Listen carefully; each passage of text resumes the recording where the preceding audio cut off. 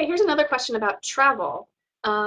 She asks, I'm going to be traveling soon and want to take some safe foods with me. Could you please give me an idea of the kind of snacks you carry with you and the brands?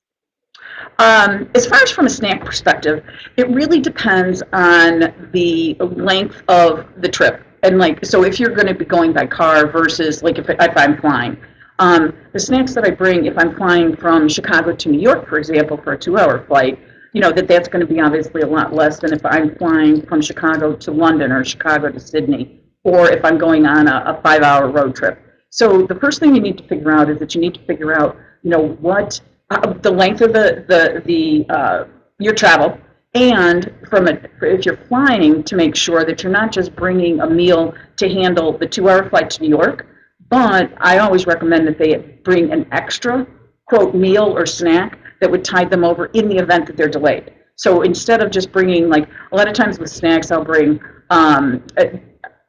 protein bars, so that if you think about it, it's like really protein, carbohydrates, and fats, right? So that I bring something that has protein in it, and sometimes I'll bring a protein bar, which is obviously doesn't require any preparation. And we have a lot of different like snack ideas listed in our book. But so it's really 3 different categories. It's no preparation snacks, which is like a protein bar, as I said, or a candy bar, or cookies, or something sweet. You could do protein mix, which obviously requires milk or water, or hot water, which is like oatmeal if you wanted something hot.